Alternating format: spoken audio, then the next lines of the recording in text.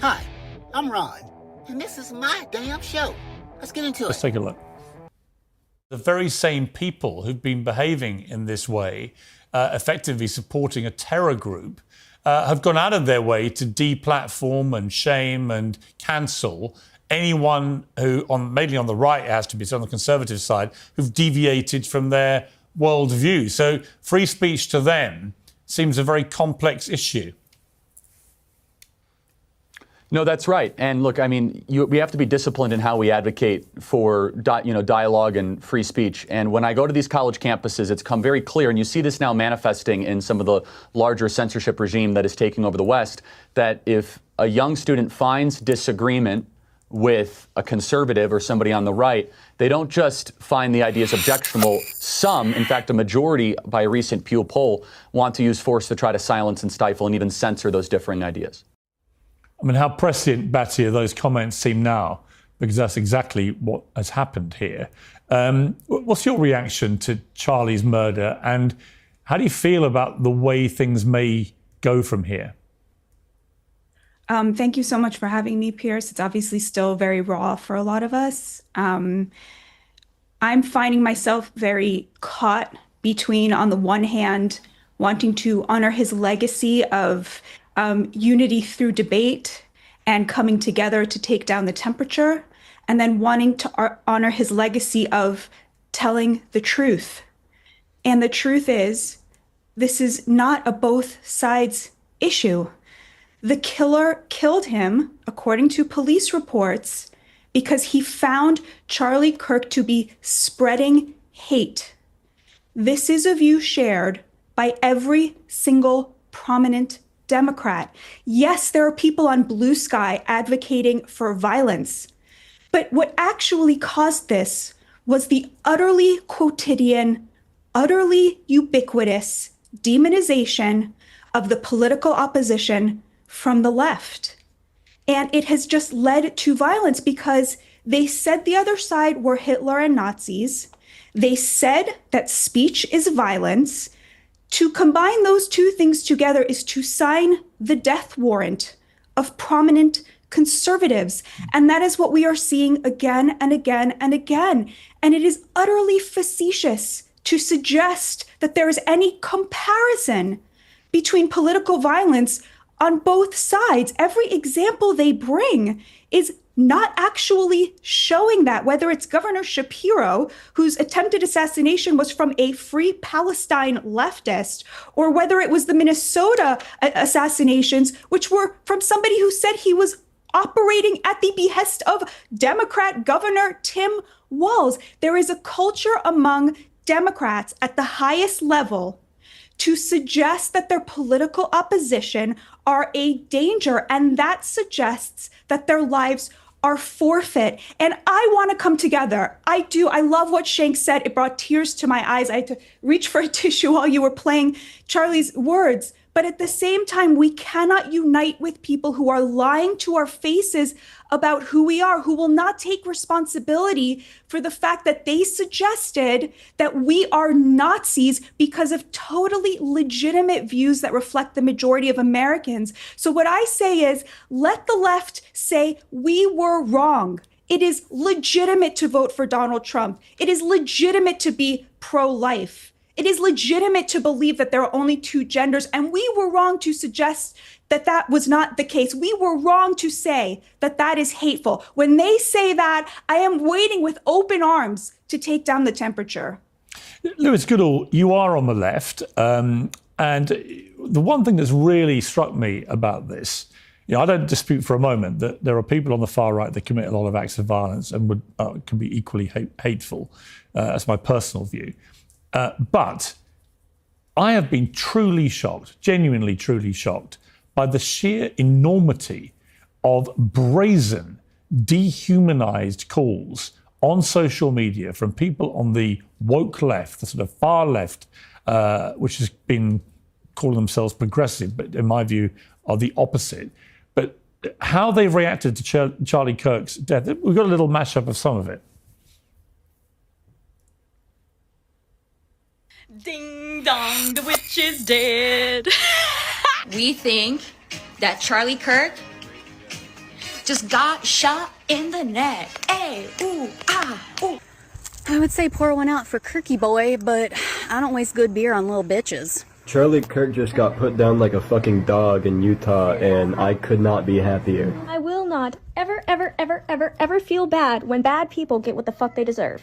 Fucking stoked right now. You wanna know why I'm so fucking stoked? Fucking yeah! CK got AK'd. And he's gone.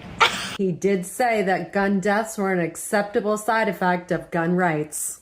We got Charlie in the neck. We got Charlie in the neck. There are hundreds, thousands maybe, more examples like this. But we've seen teachers, we've seen hospital executives, we've seen people who want to run places like the Oxford University Union, for example, and so on, all coming out with similar gleeful celebration at the murder of a 31-year-old father of two young children. I find it utterly despicable, but also quite terrifying, actually, that they're so brazenly doing this. What is your reaction to that? Well, Piers, my reaction is that I think it's reprehensible. And I think it is part of a much wider pattern of behaviour, driven by partly social media, but in particular the hyperpolarization of American politics, which is part of a big trend of legitimizing violence, of making violence an acceptable means of prosecuting your politics. Where I would disagree, possibly with you, possibly with other members of the panel, is that this is somehow just confined to the left, or the idea that this is just happening on the left. Yes, there have been examples of that. We've just seen it just now. I was disgusted at the reaction to what happened with Luigi Manzioni earlier in the year. Very similar sort of phenomenon. Yeah. But let's see where it's happened in other parts of the right. Do you remember what happened with Paul Pelosi, for example? Nancy Pelosi's husband almost killed to death. What was the reaction of not just some random left-wing accounts, not some teacher, not whatever, but Don Jr., Donald Trump Jr. He decided to put out a picture of a hammer and some underpants and say, I've got my Paul Pelosi Halloween costume tonight. This is the wider legitimization of violence that we're seeing. And let's just have a look. I mean, let's talk about some accounts that I've been looking at. You've been horrified what you've seen on Twitter, some stuff I've seen on Blue Sky, some stuff I've seen on X over the course of the last 24 hours. Liberals can never be allowed to run this country again. How can you coexist with people that want to murder you? If you vote Democrat at this point, you're a demonic, evil person. I will support whatever saves our country. Trump has a blank check as far as I'm concerned. I could go on, and I could go on. And I could give a list of all of the many occasions we've seen in recent years of right-wing, hard right, far-right terrorism that we saw against what happened in Minnesota. I mentioned Paul Pelosi, Josh Shapiro. In fact, I disagree with just as a matter of fact. Investigators found in the Shapiro case online activity and writings that included extreme right-wing, anti-Semitic conspiracy theories and rhetoric against Shapiro, who is, of course, Jewish and a Democrat, and in Michigan. And even in the last 24 hours or so, what do we see from Laura Loomer on Ilhan Omar, the Democratic Congresswoman, Laura Loomer being a very senior MAGA person? At the end of the day, everyone needs to realize that Ilhan Omar is a bloodthirsty Muslim terrorist sympathizer who has no place in our country. Her presence in Congress is a national security threat, and she's an enemy from within. So please, the idea that there is some sort of asymmetry on this, the fact of the matter is, America and indeed the UK as well, we've got into a really negative cycle here, where basically the temperature goes up, and it goes up, and it goes up. And then sometimes some of the people who are responsible for that turn around and go, God, I can't believe it's so hot in here. Everyone needs to pull back from the brink. Social media needs to actually be reformed and needs to be changed. Elon Musk has been pretty responsible for some of this stuff that we've seen as well. So let's not pretend. If we pretend that this is just a problem of the left or of liberalism or of wokeism or whatever you want to say, this problem is not going to be any better or get any better. Let's use this as a moment for all of us to look within ourselves and decide to be better. Okay, well, we've been joined on... Look, don't be fooled, people. We're in this situation mainly because of right-wing talk, Fox News, Newsmax. Don't fall for the false narrative.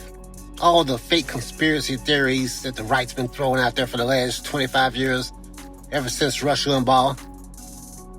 They get on the air and just say whatever they want. I find it incredibly audacious that these people would be complaining about the left calling them out for the things that they say. The actual things that come out their mouth.